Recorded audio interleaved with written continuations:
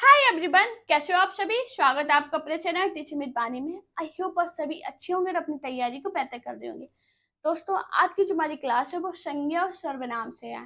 हाँ जी, काफी लोग सोचेंगे बचपन में पढ़ रखा है, ये कौन सा बड़ा टॉपिक है। हाँ जी, ये बचपन में पढ़ा है, हम लोगों ने सभी ने पढ़ा संज्ञा सर्वनाम होता क्या है।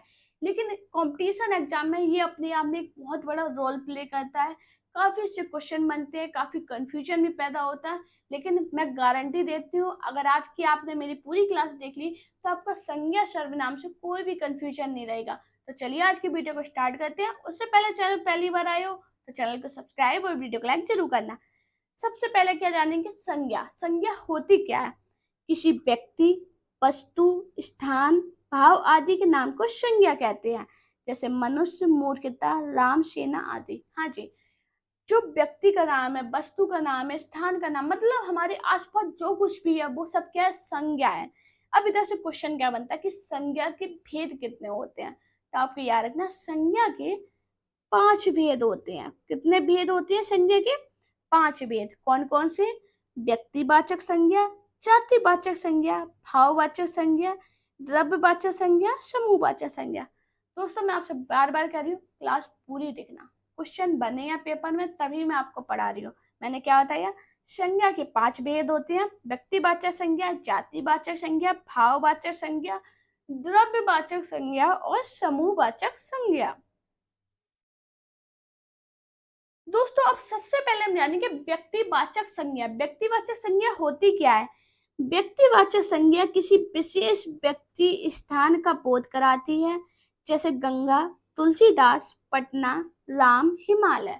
हाँ जी दोस्तों, व्यक्तिवाचक क्या होती है? एक व्यक्ति जो है, जो अपने आप विशेष स्थान का बोध करा रही है। जैसे तुलसीदास एक विशेष लोग है, गंगा एक तो विशेष नदी है, तुलसीदास एक विशेष कवि है, मेरा नाम वाणी है, वाणी एक विशेष इंसान है। आपका भी नाम कुछ भी हो सकता है, तो आप विशेष हो, तो आप क्या? व्यक्तिवाचक संज्ञा हो। हिंदी में व्यक्तिवाचक संज्ञा में संख्या सर्वाधिक है। व्यक्तिवाचक संज्ञा के निम्नलिखित नाम से जाना जाता है। जैसे व्यक्तियों का नाम, नदियों का नाम, जिलों का नाम, समुद्रों के नाम, पहाड़ों के नाम, गांव के नाम, नगरों के नाम। हाँ जी, जो कुछ भी है वो एक विशेष है, वो व्यक्तिवाचक संज्ञा है। आपका जैसे कुछ भी नाम होगा, आपका नाम मान लीजिए प्रिया है, राहुल है, तो क्या एक व्यक्तिवाचक है। कविता नाम है आपका, तो क्या एक व्यक्ति हो आप, व्यक्तिवाचक संज्ञा है। तो आपको याद रखना, पेपर में क्वेश्चन कैसे बनता है कि कुछ नाम दे दिए, कुछ दे दिया और बोला इनमें से, निम्न में से व्यक्तिवाचक संज्ञा क्या है। तब आप लोग सिर्फ नाम नहीं, गांव के नाम भी आ जाए, एक गांव का नाम आ जाए, एक नगर का नाम आ जाए, एक जिले का नाम आ जाए, एक समुद्र का नाम आ जाए, ये जो कुछ भी है ये सब क्या है, एक व्यक्तिवाचक संज्ञा है। अब हम जानेंगे जातिवाचक संज्ञा। सबसे ज्यादा कंफ्यूजन होता है व्यक्तिवाचक संज्ञा और जातिवाचक संज्ञा में। जातिवाचक संज्ञा किसी वस्तु या प्राणी की संपूर्ण जाति का बोध कराती है। जैसे गाय, नदी, पहाड़, मनुष्य। क्या? देखो, मेरा नाम वाणी है, ये मैं एक व्यक्तिवाचक संज्ञा है। लेकिन बोल दिया जाए वाणी ये एक लड़की है, लड़की क्या? पूरी जाति का बोध होता है, सभी लड़कियों के बारे में। लड़कियां बोल लेना तो ये सभी लड़कियों की आ रही। लेकिन अगर विशेष एक का नाम ले रहे, ये प्रिया है, ये कविता है, तो क्या है? ये व्यक्ति हो गया। लेकिन बोल दिया ये लड़कियां हैं, तो ये क्या हो गई? जाति हो गई। गाय किसी एक जाति को नहीं कहते, अभी तो ये सब संपूर्ण गो जाति के लिए प्रयुक्त होता है। गाय क्या है? जैसे किसी के घर पे, काफी लोगों के घर पे गाय होगी, नहीं होगी तो आपके मोहल्ले आस पड़ोस में होगी, कभी गांव में होगी, किसी के गाय होती है, तो वो अपने गाय का एक नाम रख देते हैं।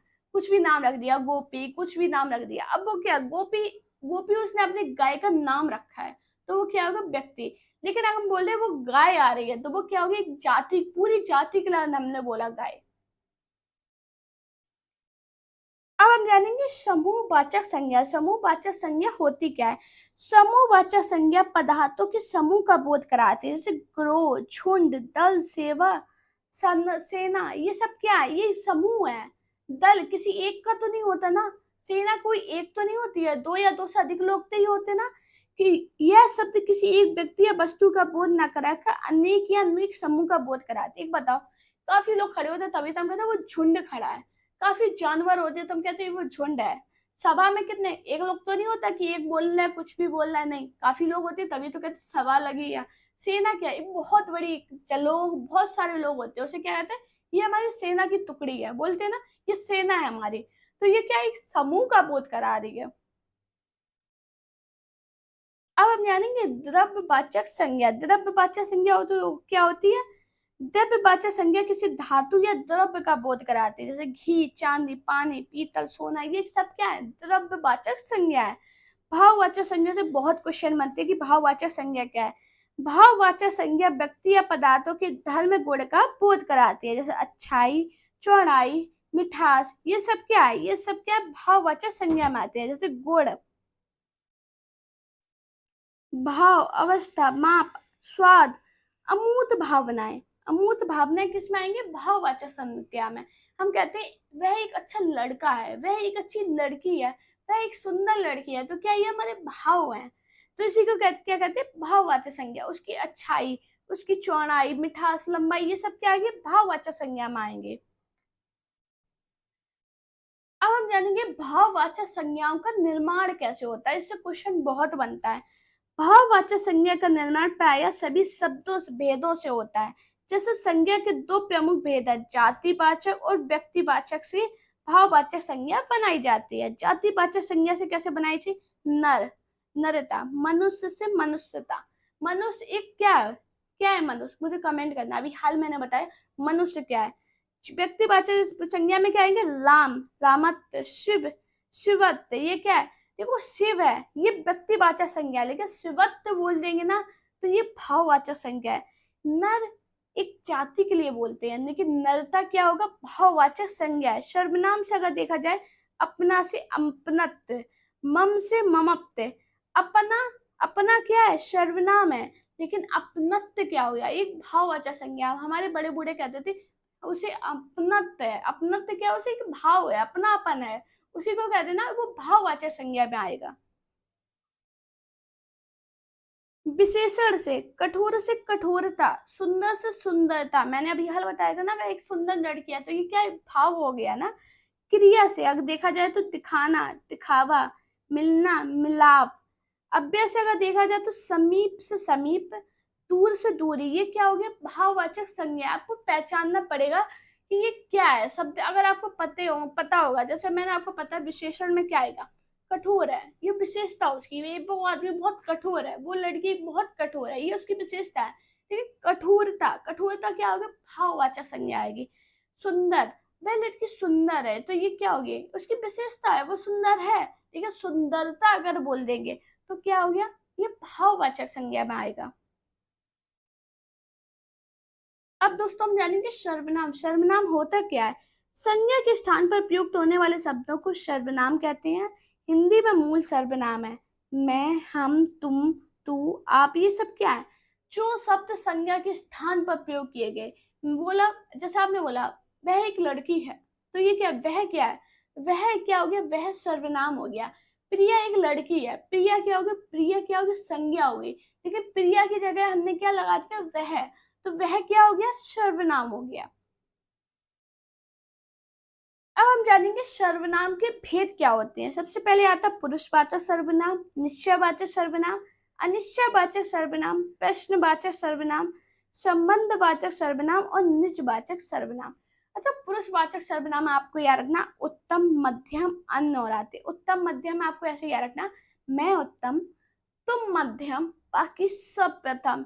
आपकी ये टिक याद रखना। मैं उत्तम में क्या आ गया? मैं, हम अपने लिए यूज करते हैं ना, मैं ऐसी लड़की हूँ, हम ऐसे हैं, तो क्या ये अपने लिए यूज करें? ये उत्तम में आ गया। मध्यम में तुम ऐसे हो, तू ऐसी है, तो क्या है? ये क्या आ गया? मध्यम में आ गया। आप, वह, मैं, उसके बाद जो भी आ रहा वो सब क्या आएगा? अन्य में आएगा। ऐसे आपको याद रखना है। देखो ट्रिक के साथ जाओगे ना तो आपके लिए ज्यादा रहेगा। आप तो सोचेंगे यार मैम संज्ञा सर्वनाम क्यों पढ़ा रही। मैं इसलिए पढ़ा रही हूँ, अगर क्वेश्चन बने हैं एक दो नंबर का पूछ देता है एग्जामिनर, मैं ये चाहती हूँ आपका एक दो नंबर भी वो कहीं से ना जाए, जैसे भी पूछा जाए आप कर लो क्वेश्चन। अब हम जानेंगे पुरुषवाचक सर्वनाम। पुरुषवाचक सर्वनाम क्या होता है? जिस सर्वनाम का प्रयोग वक्ता या लेखक स्वयं अपने लिए अथवा श्रोता या पाठक के लिए अथवा किसी अन्य के लिए करता है, वह क्या होता है? पुरुषवाचक सर्वनाम। पुरुषवाचक सर्वनाम में मैंने क्या बताया?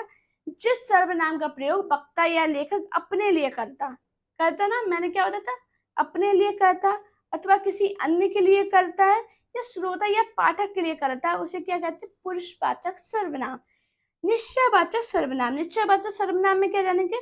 जो सर्वनाम किसी व्यक्ति, वस्तु आदि की ओर निश्चय पूर्वक संकेत करे वह निश्चयवाचक सर्वनाम कहलाता है। जैसे वह जा रहा है, वह जा रहा है, ये निश्चित है कि वह जा रहा है।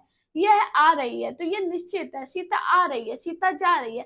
क्या हमें निश्चय है? हाँ, हमें निश्चय है कि ये जा ही रहा है, हमें निश्चय है कि ये आ रहा है। यही क्या होता है? निश्चयवाचक सर्वनाम। अब हम जानेंगे अनिश्चयवाचक सर्वनाम।